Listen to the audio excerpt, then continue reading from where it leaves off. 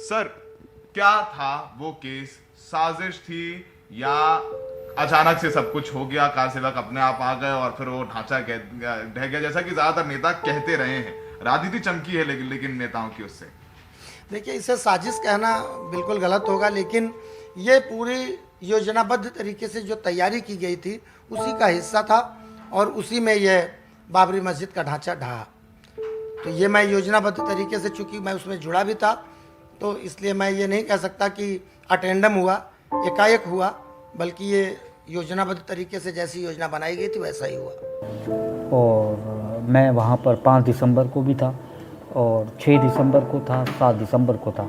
5 दिसंबर को मैंने रिहर्सल भी कवर की थी। ये रिहर्सल थी बाबरी मस्जिद के बिल्कुल पास में ही, आधा किलोमीटर भी नहीं होगा, शायद आधा किलोमीटर होगा, इफ यू रिमेंबर।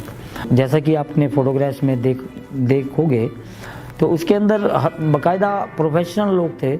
हथौड़े या जो बिल्डिंग गिराने का जो सामान होता है, जो इक्विपमेंट वेल इक्विप, जो कुदाल वगैरह, वो सारे के सारे रिहर्सल कर रहे थे। अभ्यास हमारा 5 दिन पहले से चल रहा था।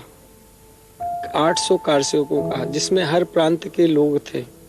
आखिरी लक्ष्य क्या था आपका? आखिरी लक्ष्य हमारा था ढांचे का ढाना। 6 दिसंबर को हम पहुंचे वहाँ पर, तो 2 मंच बने हुए थे। एक तो वीआईपी मंच था, अडवाणी, जोशी वगैरह सारे के सारे वहाँ थे। दूसरा एक और था, 3 फ्लोर की बिल्डिंग थी या 4 फ्लोर की, उसमें सारे मीडिया वाले ऊपर थे। तो जब मॉस्क टूटने लगी, लोग चढ़ने लगे, सेम मेथड का उपयोग कर रहे थे, तो अचानक उन्होंने मारना शुरू कर दिया जो मीडिया थी। और सबसे ज़्यादा इफेक्टेड लोग वो थे जो उनके पास कैमरे थे, क्योंकि आइडेंटिफाई वो ज़्यादा हो रहे थे। एक्चुअली उनको ब्रीफ किया था कि ना सारे एविडेंस ख़त्म करने हैं, तो कैमरे जो इतने भी थे ऊपर से फेंक रहे थे, 3rd फ्लोर से 4th फ्लोर जो भी था वो तोड़ रहे थे। हम भागे वहाँ से और टुवर्ड्स जहाँ अडवाणी थे, ताकि उनको बोला जा सके कि रोको इसको। अपने जैकेट में कैमरा छुपाया और ऊपर मैं पहुँचा अडवाणी के पास और उनको बोला कि ऐसे ऐसे हो रहा है, आप इनको रोको। नोबडी वाज बोदर, बल्कि मंच के ऊपर वो नारे लगा रहे थे, जय श्री राम, सुप्रीम कोर्ट की आज्ञा का पालन करो। सुप्रीम कोर्ट का ऑर्डर था ना कि मॉस्क नहीं टूटनी चाहिए, तो पालन करो। लेकिन बाद में वो हंस रहे थे, मतलब दे वर जस्ट जोकिंग कि सुप्रीम कोर्ट की ऑर्डर का पालन करो, और बाद में सारा का सारा जो पब्लिक थी वो हंसती थी। नॉनसेंस। देखिए, हमारा कोर्ट से कोई मतलब नहीं है। आप कोर्ट की बात क्यों बीच में ला रहे हैं? आप, हमने कहा है कोर्ट का जो यहाँ पर निर्णय आने वाला है वो हमसे उससे अप्रभावित है। लोग कहते हैं कि आप अदालत का फैसला क्यों नहीं मानते? अदालत क्या इस बात का फैसला करेगी कि यहाँ पर राम का जन्म हुआ था कि नहीं हुआ था? आपसे तो इतनी आशा है, बीच में मत पड़ो। 6 दिसंबर 1992 को मस्जिद का ढांचा तोड़ दिया गया। यथास्थिति रखने के आदेश का उल्लंघन करते हुए मस्जिद तोड़ी गई। अदालत को जबकि आश्वासन दिया गया था कि यथास्थिति रहेगी, मस्जिद का ढहाना कानून के राज का खुला उल्लंघन था। सुप्रीम कोर्ट के इस फैसले में यह 2 फैसले बेहद महत्वपूर्ण हैं। हजारों की संख्या में लोग और कई बड़े नेता इस काम में शामिल थे या मस्जिद गिराने के वक्त मौजूद थे। विवादित ढांचा जो गिराया गया, उसको गिराने को भी आपने मैं बिल्कुल गई थी, ये मैंने कल भी कहा है, मैं उससे बिल्कुल नहीं पलट रही, क्योंकि मैं गई थी, ढांचा तोड़ा था। तोड़ने गए थे ना ढांचा? आप गई तोड़ने? किस पे? बिल्कुल गई थी मैं, ढांचे पे चढ़ के तोड़ा था मैंने, और क्या बताऊँ आपको। और उसका गर्व है आपको? अरे गर्व, भयंकर गर्व है मुझे। जब एक गुम्बद गिर गया तब उस मंच से नेताओं ने भाषण दिया, जिसमें उमा भारती जी ने ये बात कही थी कि एक धक्का और दो, बाबरी मस्जिद तोड़ दो। आपने सुनी थी वो बात? वो बात रिकॉर्डेड है, हमारे सीबीआई कोर्ट में भी है, मैंने भी सुनी थी अपने आंख से, उसका सबूत है। मेरा ये कहना है कि कोई साजिश नहीं थी, सब कुछ खुल्लम खुल्ला था।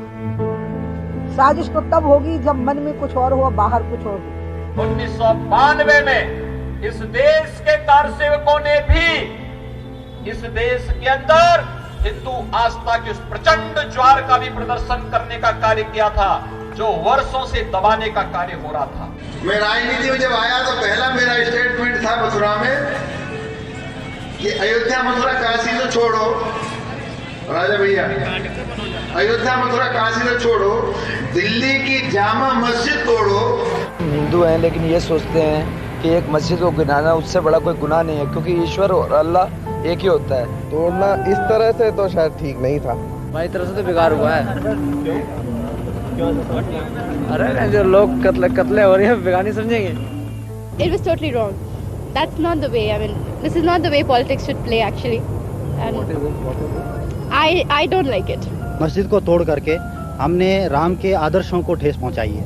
अगर आप ये कहें कि 1.5 लाख लोगों ने वहाँ मस्जिद तोड़ दी तो पूरे हमारे जो पूरी इंडिया के अंदर इस वक्त अप्रोक्सीमेटली 70 करोड़ तक हिंदू होगा।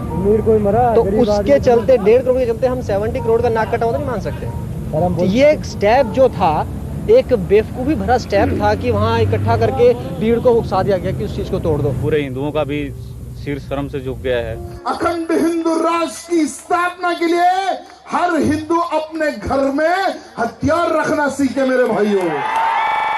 हमारे विश्व हिंदू परिषद के अधिकारी गणों से यह निवेदन करना चाहता हूं कि हर वो नौजवान को AK-47 की शिक्षा भी देने की आवश्यकता है। देश की रक्षा के लिए हर वो नौजवान को AK-47 चलाने की शिक्षा देने की आवश्यकता है, क्योंकि आने वाला जो युद्ध होगा वो पत्थर और तलवार से नहीं होगा, वो बम और गोली से होगा। नरेंद्र मोदी ने सत्ता में आने पर राजनीति में अपराधीकरण को खत्म करने का वादा किया है। मोदी ने कहा है कि राजनीति से अपराधियों को दूर करना उनकी पहली प्राथमिकता होगी, सबसे बड़ी प्राथमिकता होगी। इस वीडियो के सामने आने के बाद सवाल तो बनता ही है, अगर हम करें तो करें क्या, बोले तो बोले क्या। वाह मोदी जी, वाह वाह वाह। आपसे खतरनाक इस देश के लिए कोई हो नहीं सकता। बस टोपी लाओ, मैं नमाज पढ़ने जा रहा हूँ। मैं तो कुछ भी नहीं कर सकता हूँ। अब रह गया नमाज पढ़ना, मैं वही करने जाना पड़ेगा अब तो।